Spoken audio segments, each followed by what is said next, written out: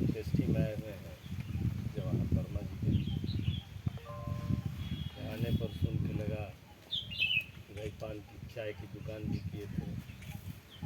इसके बाद ग्राम प्रधान बने, पंचायत सदस्य बने, पुनः क्षेत्र पंचायत सदस्य बने। हम लोगों से परिचय इसी सत्र में हुआ।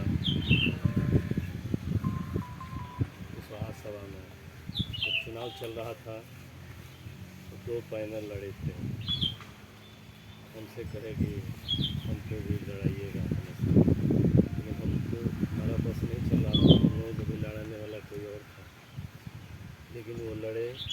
उनको मैं वोट भी नहीं दिया था, लेकिन जीते तो मुझे हार्दिक रूप से खुशी हुई, क्योंकि मैं उनकी बातचीत जब से सुना तब से आज तक एक अंतर महसूस किया कि जब लोग मिलते हैं तो अपने घर की बात ज़्यादा, अपने घर के विषय में ज़्यादा, और समाज के विषय में मजबूरी में अपना स्वार्थ साधने में के क्रम में अगर बात आ जाती है तो समाज हित की बात करते हैं।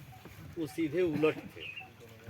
समाज हित की बात करते करते उसके क्रम में अपने काम को, अपने बच्चों पर जो बात आ जाती थी तो करते थे। कभी भी पूछने पर बच्चों के विषय में बताते थे। मैंने पूछा, कभी भी बच्चों के विषय में बात नहीं की, क्योंकि हमारी बिरादरी में ज़्यादा लोगों के जो मेरा अनुभव है कि घर घर घूमने के बाद, चुनाव में घूमे भी हैं, लोग ले जाते हैं, अपना खेत दिखाते हैं, एल्बम दिखाते हैं, अपने बच्चों के बहुओं के विषय में बताते हैं, समाज और मोहल्ले के विषय में कुछ शिकायत ही बताते हैं अक्सर। और इनसे मैं देखता था कि हमेशा समाज के विषय में बात करते थे, समाज में क्या कठिनाइयाँ हैं काम करने में ये बताते थे, बच्चों के विषय में पूछने पर बताते थे। उनका लड़का सचिन बहुत अच्छा भाषण दे रहा था, बगल में बैठे थे छात्रावास से। मैंने कहा कि लड़का तो बहुत अच्छा बोल रहा है, अब अपने समाज में अच्छा बोलने वालों की कमी है। तो मैंने कहा किसका लड़का है, तो हंसने लगे। तो मंत्री जी लोग बताए कि इन्हीं का लड़का है। तो मुझे लगा कि ये एक गजब बात है, सीधे उलट बात है, ये आम लोगों में नहीं पाई जाती।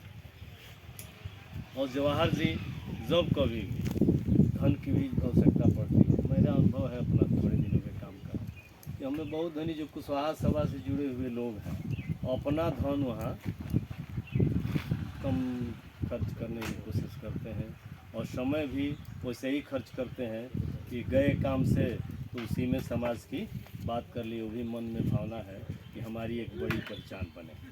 लेकिन जवाहर जी में एक अजब बात थी, समाज के प्रति कहाँ से धन आएगा, कैसे कौन सा काम होगा, सलाह दिया जाता था कि उसके इंतज़ाम में वो लग जाते थे। तो रघुनाथ जी हैं हमारी पूरी कार्यकारिणी में, रघुनाथ जी उम्रदराज आदमी और जवाहर, ये लोग जितना मेहनत करते थे धन उगाही करने में, चंदा मांगने में, और इनका क्रेज़ भी बढ़िया था, तभी इतना धन मिलता था। अपनी पत्नी के नाम पर उन्होंने 11,000 रुपया छात्रावास में जो ऑफिस हॉल बन रहा था इस पर उन्होंने दिया। कई लोगों से कहे लेकिन कोई नहीं दिया, लेकिन प्रिंसिपल साहब दिए उनके पहल पर, और वो स्वयं दिए।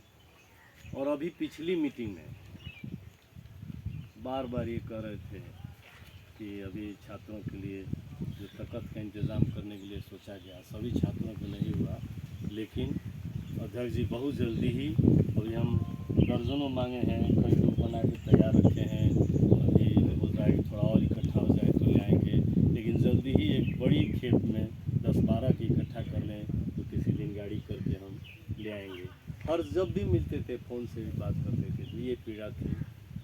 और मैं नहीं जानता था कि इतना जल्दी हम लोगों के साथ चले जाएंगे।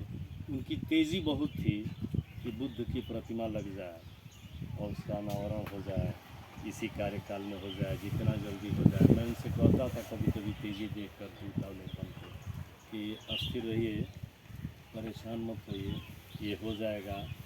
और